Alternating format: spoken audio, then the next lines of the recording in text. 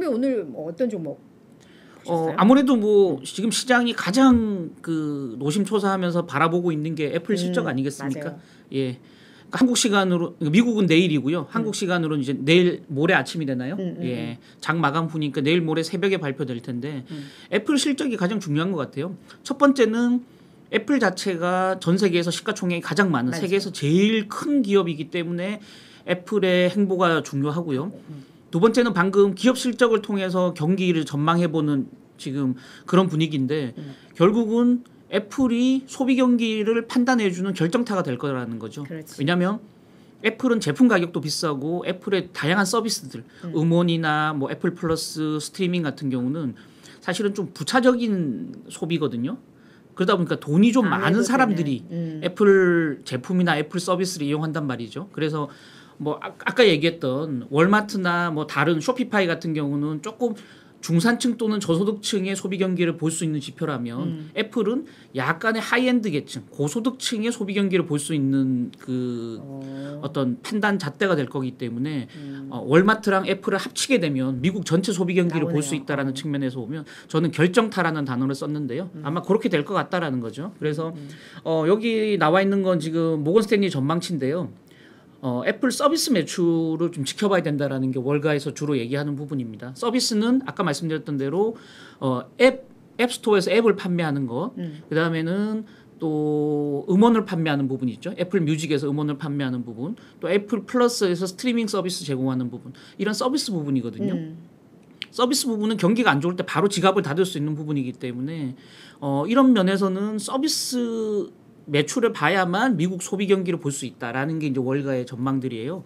그래서 위로 올라갈 것인가 밑으로 내려갈 것인가가 굉장히 중요하다라는 겁니다. 그래서 지금 월가 전망치를 제가 봤더니 매출 같은 경우는 지금 827억 달러. 그래서 전년도 대비해서 한 2% 늘어날 걸로 봐요. 네. 그럼에도 불구하고 증가율 자체는 팬데믹 이후 최저치가 될 것 그렇지. 같아요. 2%면. 다만 서비스 매출은 한 200억 달러, 이 중에 한 4분의 1 정도를 전망하는데 이게 위로 올라갈까 내려갈까 증가율이 이게 굉장히 중요하다라는 거고요.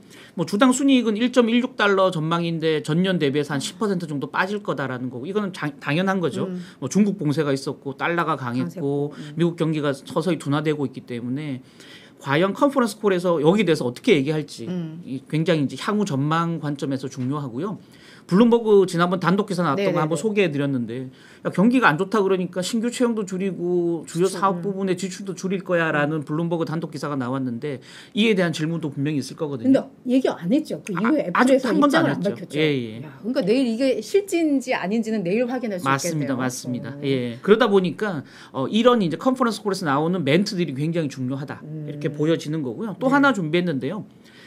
간밤에 이제 그 뱅크 오브 아메리카가 이 실적을 미리 좀 사실 예측을 했어요. 그러면서 애플의 목표 주가를 내려버렸습니다. 200달러에서 185달러로. 그래서 야 애플 너도 뭐 별 수 없어 이렇게 이제 뱅크 오브 아메리카 전망을 했거든요.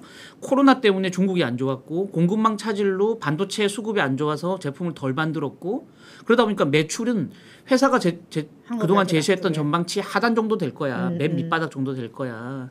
또 3, 4분기 이제 남은 하반기 매출은 오히려 5에서 7% 줄어들 거야. 왜냐하면 2분기는 플러스 2% 정도 늘어난다고 아직까지는 보고 있는데 하반기 되면 이제 매출도 마이너스로 돌아설 거야. 이렇게 봤고요.